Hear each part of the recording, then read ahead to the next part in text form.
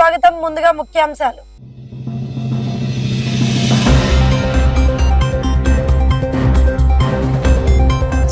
Guntur collectorate లో PGRS తనిఖీలు నిర్వహించిన రాష్ట్ర ప్రభుత్వ ప్రధాన కార్యదర్శి G Sai Prasad.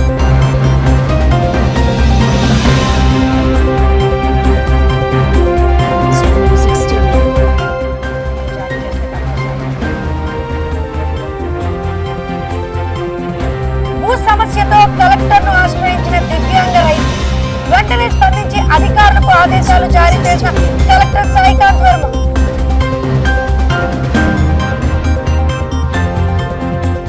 Mega DSC కాదని దగా డిఎస్సీ అంటూ YSR Congress party SC cell నిరసన ర్యాలీ.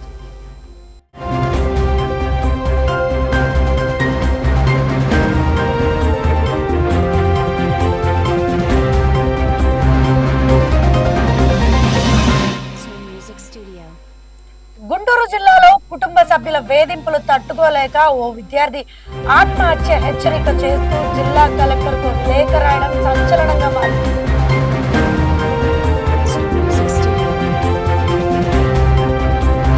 గంజాయి నిర్మూలనకు డ్రగ్ డిటెక్షన్ కిట్స్ తో విస్తృత తనిఖీలు, 120 మంది పరీక్షలు, 17 మందికి.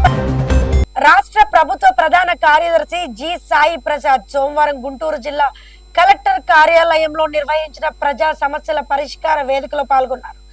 ముఖ్యంగా రెవెన్యూ సమస్యల పరిష్కారం కోసం ఏర్పాటు చేసిన ప్రత్యేక రెవెన్యూ క్లినిక్ ను పరిశీలించారు.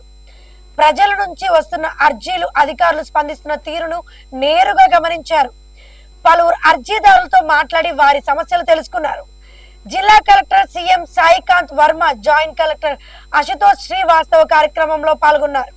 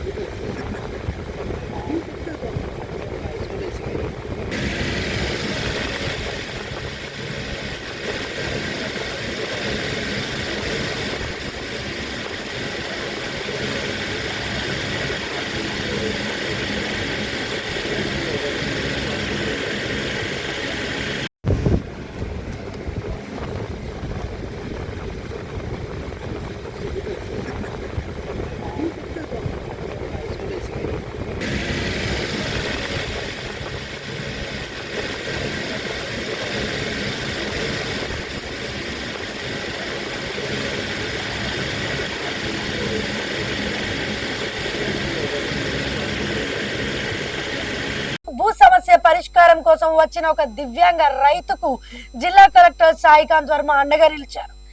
యనమదల గ్రామానికి చెందిన డేగల శివ నాగరాజు అనే దివ్యాంగుడు తన 2 ఎకరాల 85 సెంట్ల భూమిలో 23 సెంట్ల ఆక్రమణకు గురైందని ఆవేదన వ్యక్తం చేశారు.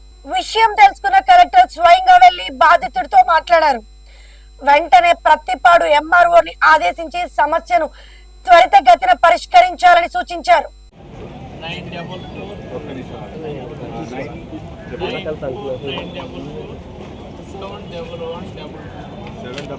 మెగా డిఎస్సీ కాదని దగా డిఎస్సీ అంటూ గుంటూరు జిల్లా YSR Congress party SC cell ఆందోళన చేపట్టింది. డిఎస్సీలో అక్రమాలు జరిగాయని ఆరోపిస్తూ నగరం పాలెంలోని వైఎస్ విగ్రహం నుంచి కలెక్టరేట్ వరకు భారీ నిరసన ర్యాలీ నిర్వహించారు. డిఎస్సీ అక్రమాలపై సిబిఐతో విచారణ జరిపించాలని డిమాండ్ చేస్తూ కలెక్టర్ కు వినతి పత్రం అందించేశారు.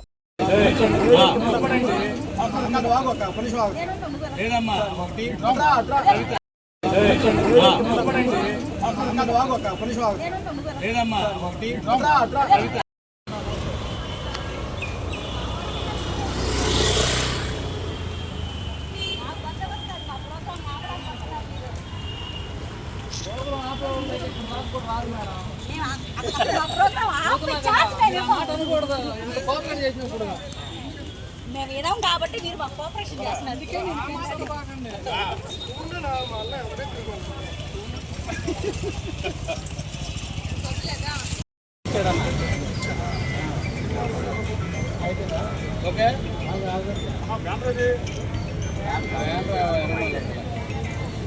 ఆంధ్రప్రదేశ్ నుంచి రాజ్యసభకు ఎంపికైన భాష్యం రామకృష్ణ, సానా సతీష్, చింతకాయల విజయ్ నామినేషన్ కార్యక్రమంలో జనసేన నాయకులు పాల్గొన్నారు.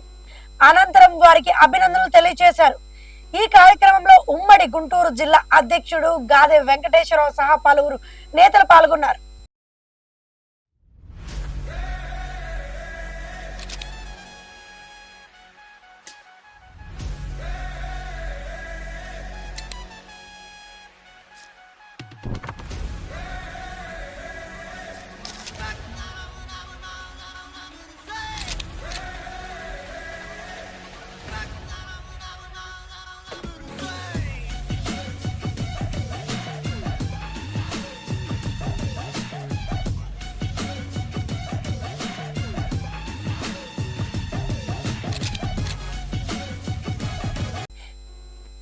జిల్లాలో గంజాయి మరియు ఇతర మాదక ద్రవ్యాల నిర్మూలనకు ప్రత్యేక చర్యలు కొనసాగుతున్నాయని జిల్లా ఎస్పీ వకుల్ జిందాల్ తెలిపారు. డ్రగ్ డిటెక్షన్ కిట్స్ ద్వారా రౌడీ షీటర్లు, పాత గంజాయి నేరస్తులకు యూరిన్ పరీక్షలు నిర్వహించినట్లు చెప్పారు. ఈస్ట్ పోలీస్ సబ్ డివిజన్ పరిధిలో నిర్వహించిన ప్రత్యేక డ్రైవ్ లో 120 మందికి పరీక్షలు నిర్వహించగా 17 మందికి పాజిటివ్ ఫలితాలు వచ్చినట్లు వెల్లడించారు. గత కొన్ని రోజులుగా 500 మందికి పరీక్షలు నిర్వహించగా 47 మందికి మత్తు పదార్థాలు వినియోగించినట్లు గుర్తించామని తెలిపారు.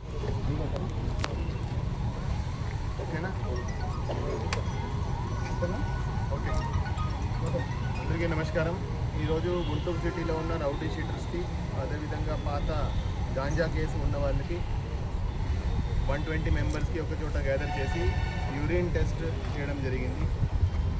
పోలీస్ డిపార్ట్మెంట్ తరఫున ఈ యూరిన్ టెస్టింగ్ కిట్స్ ప్రొక్యూర్ చేయడం జరిగింది.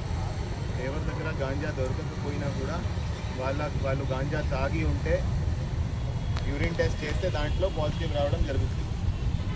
సో ఎవరికైనా మేము పట్టుకుంటే వాళ్ళు గాంజా కన్జ్యూమ్ చేస్తున్నారు కానీ వాళ్ళ దగ్గర గాంజా దొరకకపోతే కూడా ఈ యూరిన్ టెస్టింగ్ కిట్స్ వల్ల ఎవరెవరు గాంజా తీసుకువస్తున్నారు, ఎవరెవరు గాంజా కన్జ్యూమ్ చేస్తున్నారు, ఎవరెవరు అమ్ముతున్నారు అన్నీ కూడా మేము డీటెయిల్గా విచారించడం జరుగుతుంది.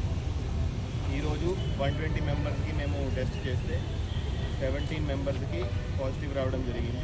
ఈ 17 మెంబర్స్ని మళ్ళీ ఫర్దర్ తీసుకువెళ్ళి విచారించి ఈ గాంజా ఎక్కడి నుంచి వస్తుంది, ఎలా వస్తుంది, దాని మీద డీటెయిల్గా ఇన్వెస్టిగేట్ చేసి వాళ్ళ మీద కూడా కేసు నమోదు చేయడం జరుగుతుంది. సో పోలీస్ డిపార్ట్మెంట్ తరఫున బార్ ఫుటింగ్ మీద, డ్రగ్స్ మీద చర్యలు తీసుకోవడం జరుగుతుంది. లాస్ట్ 6 మంత్స్లో ఆల్మోస్ట్ 400 మందిని అరెస్ట్ చేసి జైలుకి పంపించడం జరిగింది. ఎవరైతే మళ్ళీ గాంజా కేసెస్లో అక్యూజ్డ్గా నమోదవుతున్నారో వాళ్ళ మీద షీట్ ఓపెన్ చేయడం జరుగుతుంది. అదేవిధంగా వాళ్ళ మీద నిఘా ఉంచడం జరుగుతుంది. 4-5 కేసులు అయినాక వాళ్ళ మీద పీడీ యాక్ట్ కూడా పెట్టడం జరుగుతుంది. గుంటూరు జిల్లాలో ఇప్పటికీ 10 మంది మీద పీడీ యాక్ట్ పెట్టడం జరిగింది. వాళ్ళు లోపల ఉన్నారు. సో ఈ గంజాయి ఎవరి దగ్గర దొరికినా మొత్తం చైన్ ట్రేస్ చేస్తున్నాము. ఎక్కడి నుంచి వచ్చింది, ఎవరు ట్రాన్స్పోర్ట్ చేశారు, ఎవరు అమ్మినాడు, ఎవరు కన్జ్యూమ్ చేశారు, అందరి మీద కేసు నమోదు చేస్తున్నాము. అదేవిధంగా స్కూల్స్, కాలేజెస్లో వెళ్ళి అవేర్నెస్ కూడా కల్పిస్తున్నాము. సంకల్పం పేరుతో ఒక స్పెషల్ ప్రోగ్రామ్ డిజైన్ చేసి ఈ గాంజాయి వల్ల ఏమేమి పరిణామాలు ఉంటాయి, ఎలా జీవనం నాశనం అవుతుంది, ఏమేమి కాన్సిక్వెన్సెస్ ఉంటాయి అన్నీ కూడా డీటెయిల్గా వివరించడం జరుగుతూ ఉంది. సో ఇప్పటి వరకు ఆల్మోస్ట్ 230 ప్రోగ్రాంలు స్కూల్స్, కాలేజెస్లో, అదేవిధంగా విలేజెస్లో కూడా వెళ్ళి అవేర్నెస్ కల్పించడం జరిగింది. సో ఇదే విధంగా ఈ ప్రోగ్రామ్ ఫర్దర్ కూడా కంటిన్యూ అవుతుంది. సో గంజాయి ఎవరి దగ్గర ఉన్నా, డ్రగ్స్ ఎవరి దగ్గర ఉన్నా కూడా చాలా కఠినమైన చర్యలు ఉంటాయి. అందరికీ ఈరోజు కౌన్సిలింగ్ చేయడం జరిగింది, అదేవిధంగా వార్నింగ్ ఇవ్వడం జరిగింది. సార్, ఆ కిట్ ద్వారా ఎలా తెలుస్తుంది అసలు దానివల్ల యూజ్ ఏంటి? సో ఇది ఎప్పుడైనా ఎవరైతే కొండముడి నాని అనే విద్యార్థిని తన కుటుంబ సభ్యుల వల్లే తన జీవితం అంధకారంలోకి వెళ్లిపోయిందని ఆవేదన వ్యక్తం చేసింది. తల్లి అనారోగ్యాన్ని ఆసరాగా చేసుకుని తన బాబాయ్, మేనమామలు మోసపూరితంగా 18 సవర్ల బంగారం, 5 లక్షల రూపాయల నగదు, ఇంటిని స్వాధీనం చేసుకున్నారని ఆమె ఆరోపించింది. తన బాబాయ్ నాగార్జున కోర్టులో కానిస్టేబుల్ గా పనిచేస్తున్న కారణంగా న్యాయం కోసం నల్లపాడు పోలీస్ స్టేషన్ తో పాటు డిఎస్పీ కార్యాలయం చుట్టూ 5 సార్లు తిరిగినా పోలీసులు స్పందించలేదని ఆమె ఆరోపించింది.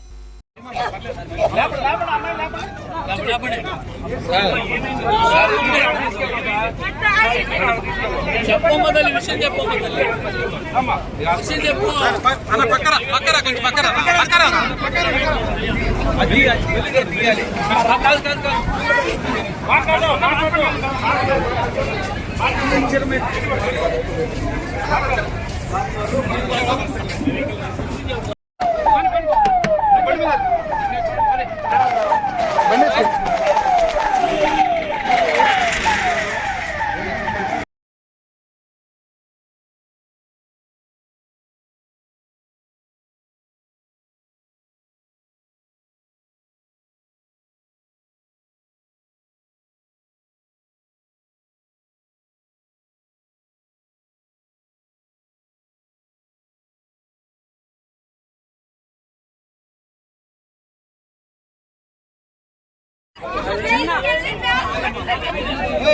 సార్ ముందు హాస్పిటల్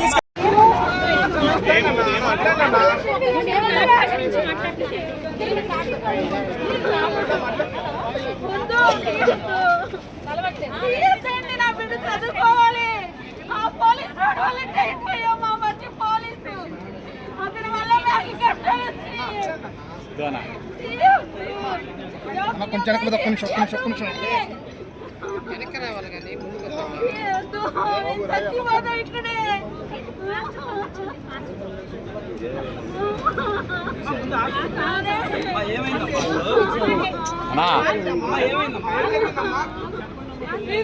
చూడండి ఎందుకు తాగిందమ్మా మొదల కొంచెం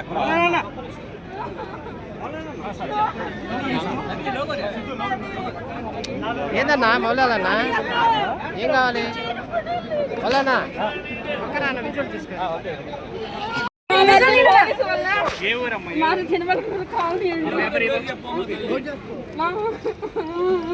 లేదమ్మా పక్కకు రామ్మ కొంచెం అన్న లోకల్ తీయండి అన్న లోకల్ తీయండి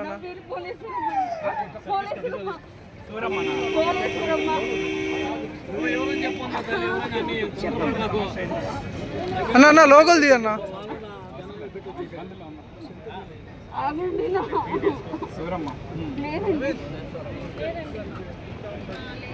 పేరంట కొంచెం ఆగు ఫోన్ అన్న ఒక్క నిమిషం దీన్ని ఒక్కరు బాగా తీసిన అందరికి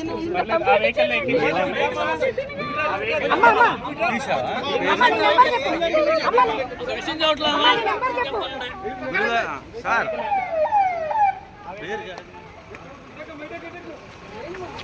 అయ్యా ఆమె వివరాలు కనుక్కోనికుండా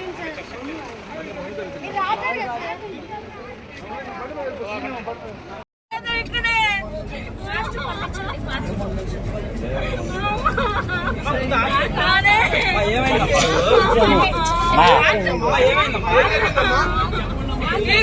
చూడండి ఎందుకు తాగిందమ్మా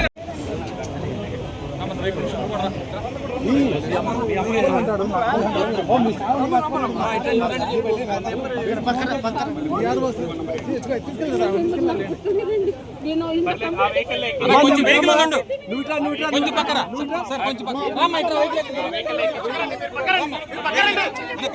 పక్కనండి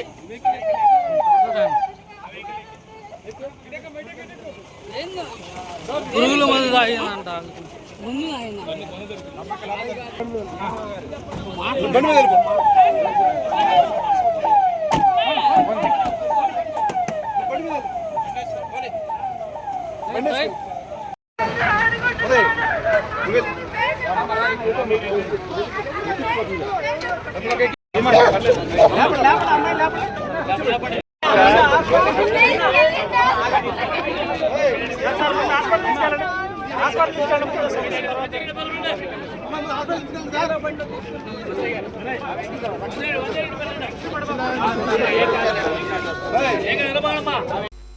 ఈ వార్తలు ఇంతటితో సమాప్తం. చూస్తూనే ఉండండి Z9 డిజిటల్ టీవీ.